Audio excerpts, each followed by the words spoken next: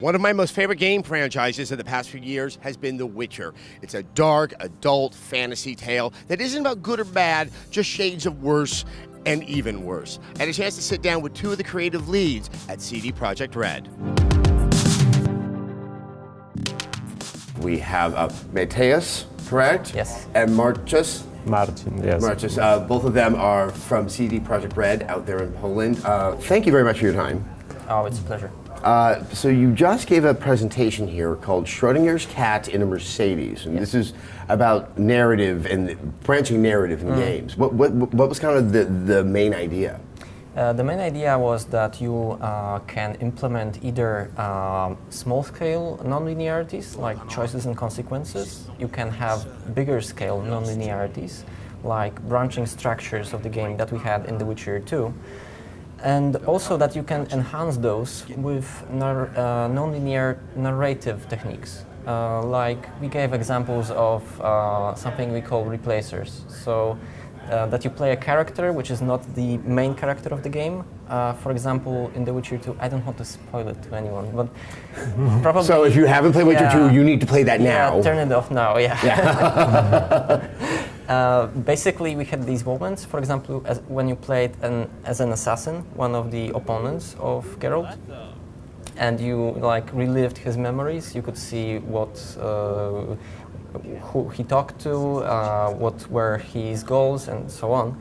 You could even fight Geralt in this replacer. And a different method we talked about was the reverse chronology. So the thing that we did in the prologue of the game, that we started at the breaking point. So when the player, when Geralt was interrogated, and he had to tell the interrogator what he did. Now, this is something that you see quite frequently in books and definitely in film. It's not something you see as much of in games. There's been a couple of instances this year that use kind of a bookending, you know, to frame the story. Why do you think that this is so rare to games, since it is popular in other forms of media? In video games, making non-linear plots and non-linear narration is very costly. Also, it's very difficult to implement it, and there is always many bugs, and when you do it, you risk that your game will grow in width, not in length. When you guys were working on Witcher 1, I mean, you guys were kind of starting out, you were doing that. I was very impressed that, you know, a studio that took on something as sophisticated and potentially as expensive as doing that. Why did you feel that that was essential, especially because The Witcher already existed in book form in Poland?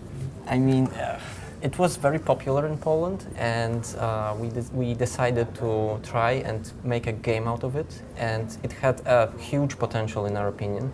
The game world and the game character and the whole the universe of The Witcher. Also, we were thinking about if we should play as Geralt or maybe some other Witcher. In the end, we are playing as a Geralt because we thought that it's such a cool character, and I mean that he has so much potential, and that he's so interesting that we should probably use this character. Basically, the world was appealing to us. We saw much opportunities in it. The ideas that were in the mentioned in the books, like the shades of grey, problems like racism. Yeah, exactly. And combining the fantasy world with you know, those problems that we have in the real world right now, right? So, what would happen if there was to appear a new race, like elves and humans would encounter them, you know? It might be even bigger than the racial problems that we actually have. Well, I mean, and also in Witcher 2, and probably one of the most stunning things I've ever seen in a game, you're given two decisions. I thought I went with the one that sounded more morally appropriate, and it caused a pogrom right there in the town with the elves. I mean, you guys seem willing to talk about things that you rarely see in video games, and I guess I'm almost wondering, does it benefit you that you guys are out in Poland and you're not sort of in the middle of, like here in the US where just games are so commercial and everything like that? Did it make it easier? We think that video games are as important medium as movies or books, so there is no reason to avoid these problems. We we want to make serious games about serious things, and we do it.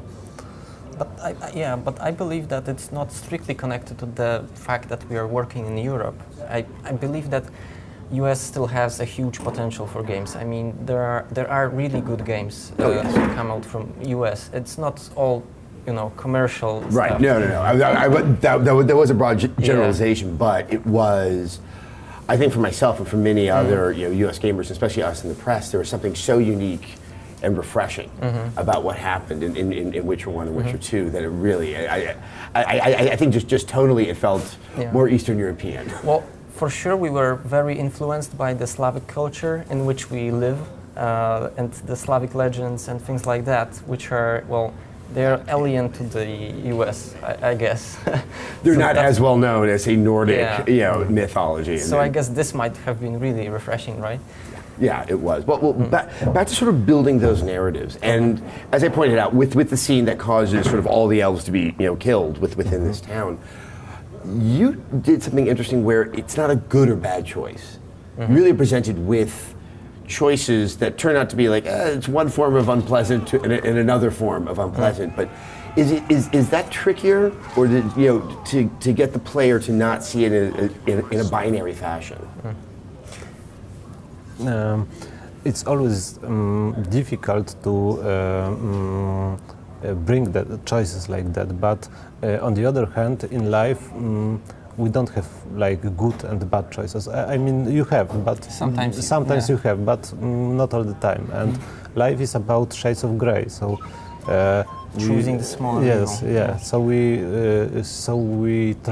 are trying to make these choices and these decisions. Like, okay, so let's make the player to choose the lesser evil. So. And we believe that we actually have made some basic assumptions about choices. That's something also we mentioned in this talk. 3 basic assumptions. Ambiguity, so that the choices are not obviously right or wrong. Unpredictability, so the thing you mentioned, you couldn't have really predicted that this would happen. And the third was weight, so that those choices really matter, that they are significant. That was very important for us because, What's kind of the trick? Let's use Witcher 2 as an example. How do you give those choices that sense of weight? It's important to create a world for the player, like this town with people and elves living together and cooperating. So we had to build it and then make this choice, make this decision, and to ruin it. So at first you have to build it, give the choice, and then the player can ruin it or save it, for example. Yeah, because if it wasn't properly built up before, you might not even feel that this is really important, And also, obviously Geralt has to be a strong character, but those characters who are impacted or presenting that choice, you really have to make them compelling. That so it isn't just kind of a game you're playing in your head. And forgive me, I'm blanking on the name of the elf in Witcher 2. Yorveth. Yes, I mean, he's quite a caustic figure, and then suddenly you have to make a huge choice about whether or not you're going to be spending the rest of the game with him. I mean, it's one of the more clever things I've seen. Did you worry that you could make him so unpleasant that no player would want to spend any time?